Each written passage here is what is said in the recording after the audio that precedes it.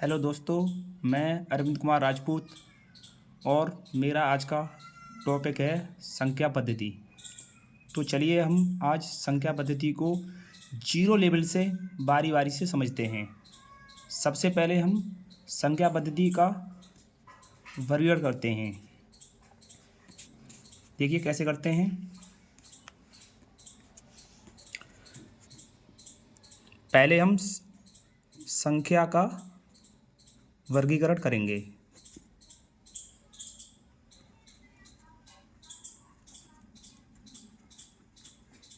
संख्या का वर्गीकरण, ठीक है दोस्तों।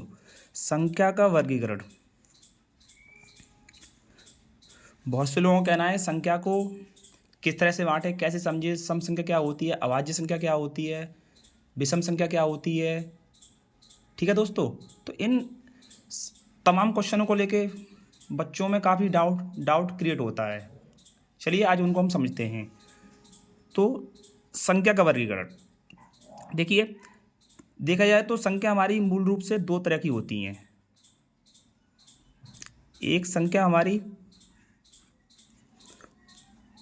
वास्तविक संख्या होती है, वास्तविक संख्या, और दूसरी हमारी अवास्तविक संख्या,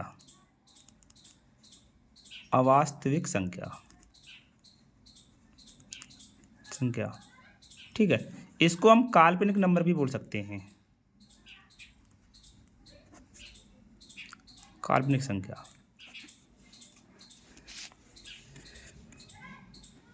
ठीक है दोस्तों, तो संख्या का वर्गीकरण दो तरह से करते हैं हम, वास्तविक संख्या, अवास्तविक संख्या। जबकि हमारे सिलेबस में जहाँ तक है वास्तविक संख्या का अध्ययन किया जाता है, अवास्तविक संख्या का अध्ययन हम नहीं करते हैं। ठीक है दोस्तों, तो इसका अध्ययन हम नहीं करते हैं, इसका अध्ययन हम करते हैं। ठीक है, तो इसको हम देखते हैं। वास्तविक संख्या हमारी दो तरह से होती हैं।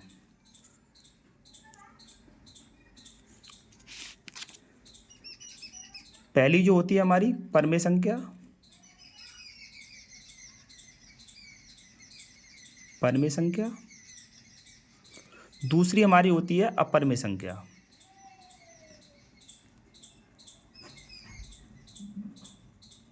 अपरमेय संख्या। परमेय संख्याएं जो भी होती हैं हमारी वो P/Q के फॉर्म में होती हैं, और अपरमेय संख्याएं जो भी होती हैं हमारी वो हमारी P/Q के फॉर्म में नहीं होती हैं। जैसे परमेय संख्या है आपकी -1/2, 2/3 या 4/5। ये जो संख्या हमारी होती हैं परमेय संख्या होती हैं। और अपरमेय संख्याएं जैसे √3, √5, √7, या इसके अलावा हमारी 3.543 ...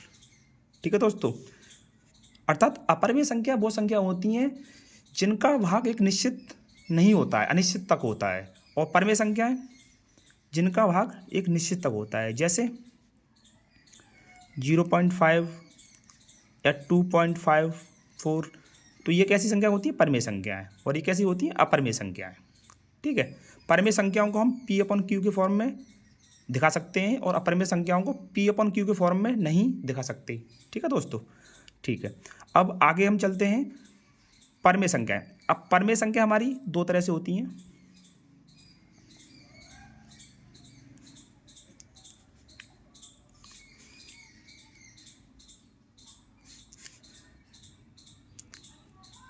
पूर्णांक, और दूसरी आपकी होती है भिन्न। पूर्णांक आपके 0, 1, 2, 3, -1, -2, -3 ... ठीक है दोस्तों। भिन्न में आपका होती हैं, मान लीजिए 4/5, 2/5, 6/7। तो ये आपकी भिन्न की तरह होती हैं, और ये आपके पूर्णांक। ठीक है दोस्तों, पूर्णांक भी आपके तीन तरह से होते हैं। ये वाले जो आपके पूर्णांक होते हैं इनको ऋण पूर्णांक बोलते हैं। ये जो पूर्णांक होते हैं आपके इनको धन पूर्णांक बोलते हैं। और बीच वाला होता है इसको हम शून्य पूर्णांक बोलते हैं। ठीक है दोस्तों, अब आगे बात करते हैं। आपका जब पूर्णांक होता है उसको हम दो तरह से बांट देते हैं पूर्णांक। पहला आपका शून्य, दूसरा आप जो हम लेते हैं वो आपका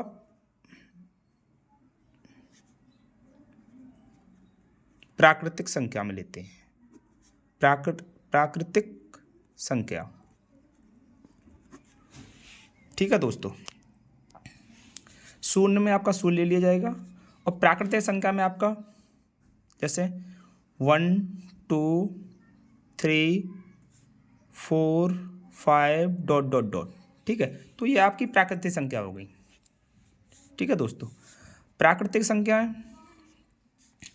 यहाँ इसके बाद हम आप प्राकृतिक संख्याओं को दो भागों में बांटते हैं, जैसा मैं बता रहा हूँ।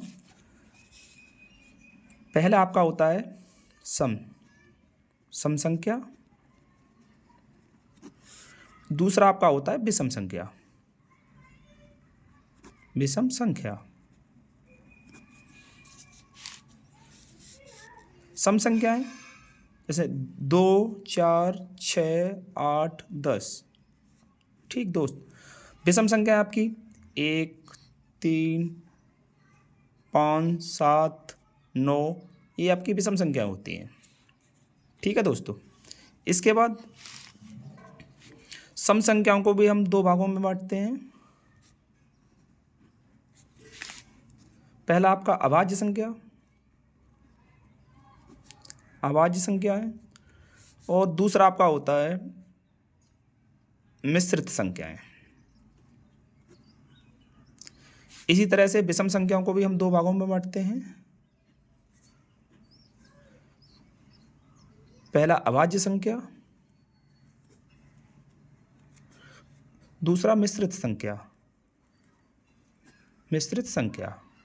ठीक है दोस्तों, इसके बाद अभाज्य संख्या आपकी 2 होती है और मिश्रित संख्याओं में आप ले लीजिए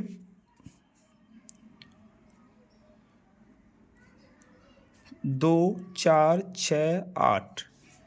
ठीक है दोस्तों, अभाज्य संख्याओं में इधर हम लेते हैं विषम में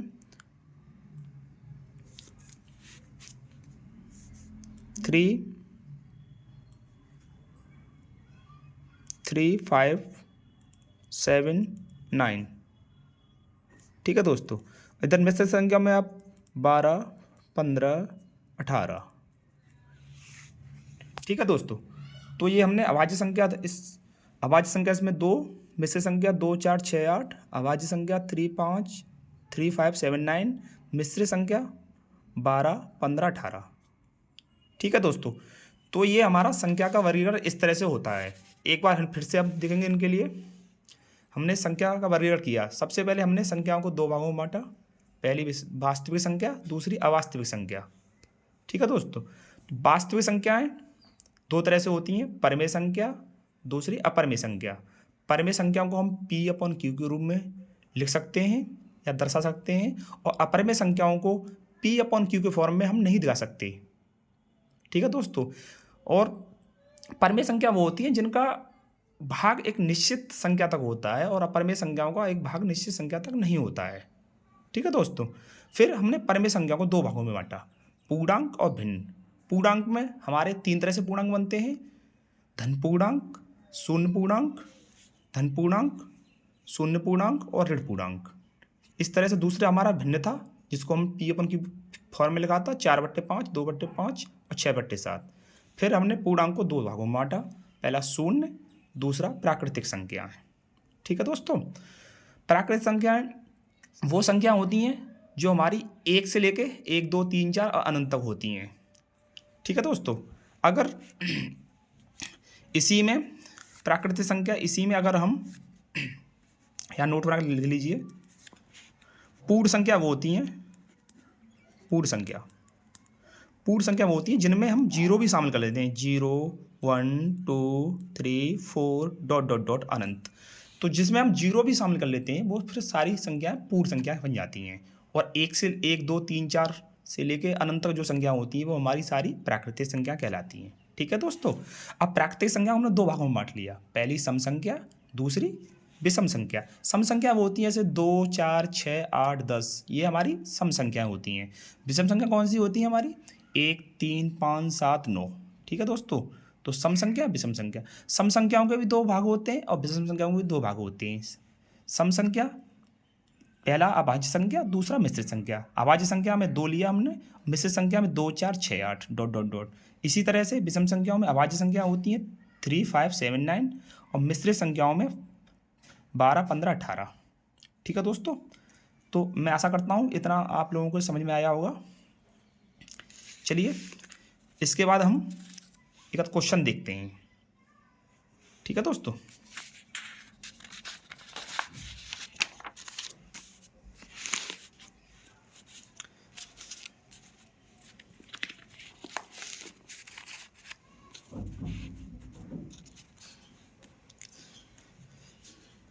जैसे हमारा पहला ही क्वेश्चन बनता है,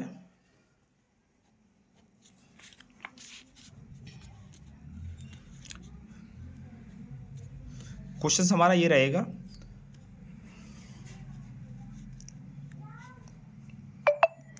जैसे मैं कुछ संख्या ले लेता हूं। क्वेश्चन मेरा ये है,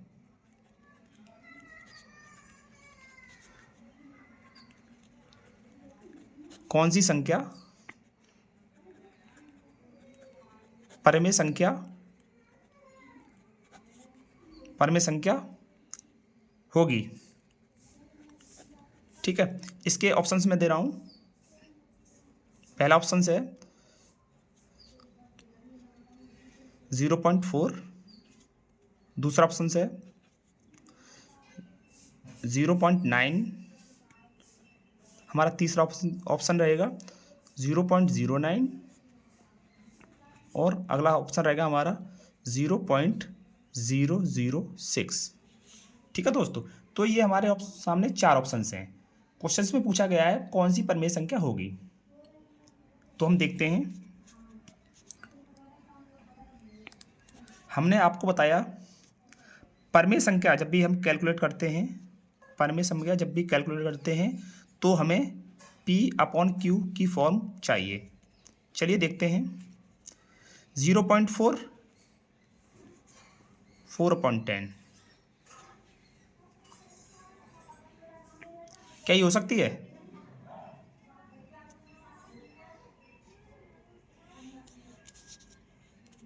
क्या हो सकती है? सॉरी, मैं थोड़ा भूल गया था। इन सभी संख्याओं पर रूट चढ़ा हुआ है, सभी पर रूट चढ़ा हुआ है। यहाँ पर भी रूट होगा।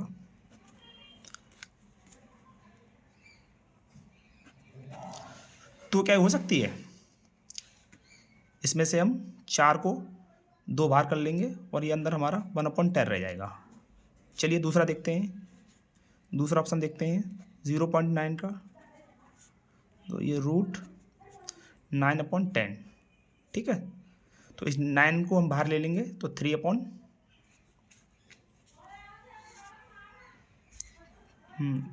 रह जाएगा रूट में। सॉरी नहीं, 1/3 बाहर आ जाएगा तो 1/10 रह जाएगा। ऐसे ही हम इसको लेते हैं 0.09। इसको देखते हैं। इसको जब हम लेंगे तो 9/100, इसका 3 बाहर आ जाएगा और इसका 10 बाहर आ जाएगा। ठीक है दोस्तों। इसको देखते हैं 0.006। इसको देखते हैं 6/1000। इसको देखा जाएगा कितना बाहर आ जाएगा। तो इसको लेंगे तो ये हमारा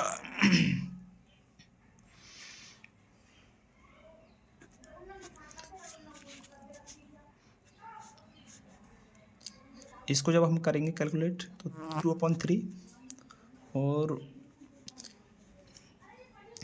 इसको हम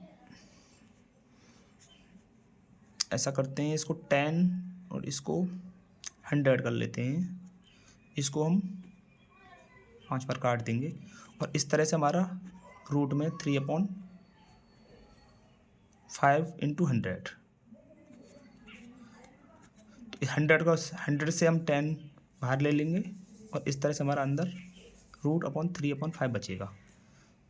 तो इस तरह से हम देख पा रहे हैं जो हमारा P/Q का फॉर्म बनना है वो एक ही बनना है, ऑप्शन सी। तो इस तरह से हमारा ऑप्शन सी हो जाएगा। ठीक है दोस्तों, ऐसे ही हम अगला क्वेश्चन देखते हैं। अब अगला हमारा नेक्स्ट क्वेश्चन होगा,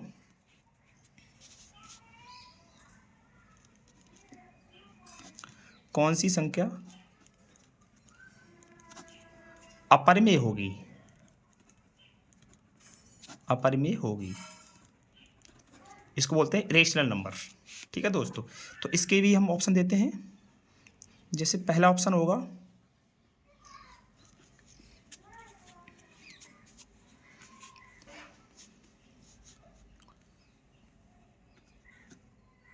√3,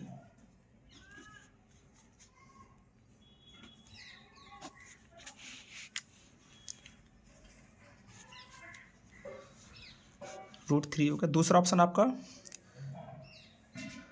√25,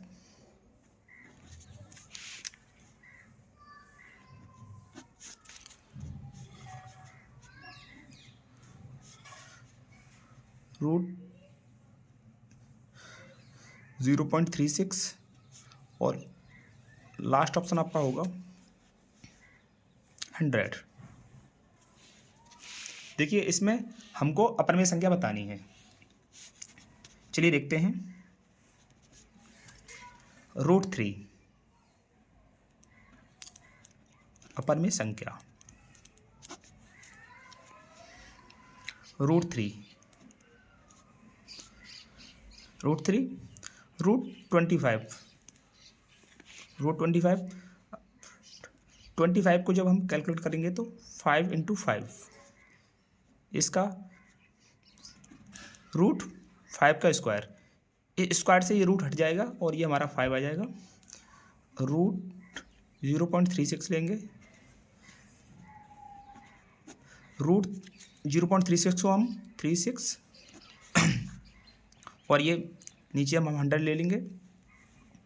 जब इसको हम रूट से बाहर लेंगे तो 6 इसका आ जाएगा और इसका 10 बाहर आ जाएगा। ठीक दोस्तों, इसके बाद में अगला लेते हैं हम √100, इसको जब हम बाहर लेंगे तो हमारा 10 आ जाएगा। इस तरह से हम देख पा रहे हैं जो ऑप्शन हमारे B, C, D ये सारे हमारे P/Q के फॉर्म में हैं, जबकि हमारा ये वाला ऑप्शन है वो हमारे P/Q के फॉर्म में नहीं है, अर्थात ये हमारा रूट में है। और रूट वाली संख्या जितनी भी होती हैं जिनको हम कैलकुलेट नहीं कर सकते हैं, ठीक है, वो हमारी अपरिमेय संख्या कहलाती हैं। तो हमारा ऑप्शन कौन सा सही होगा इसमें? ये वाला। ठीक है दोस्तों, तो मैं आशा करता हूँ आप लोगों को ये वीडियो पसंद आई होगी। अगर पसंद आई हो तो वीडियो को लाइक करना और सब्सक्राइब करना और अपने दोस्तों के साथ शेयर करना। और आप चाहते हैं इस तरह से मैं आगे आपके लिए वीडियो लेके आऊँ तो आप प्लीज़ मुझे थोड़ा सपोर्ट करें। धन्यवाद।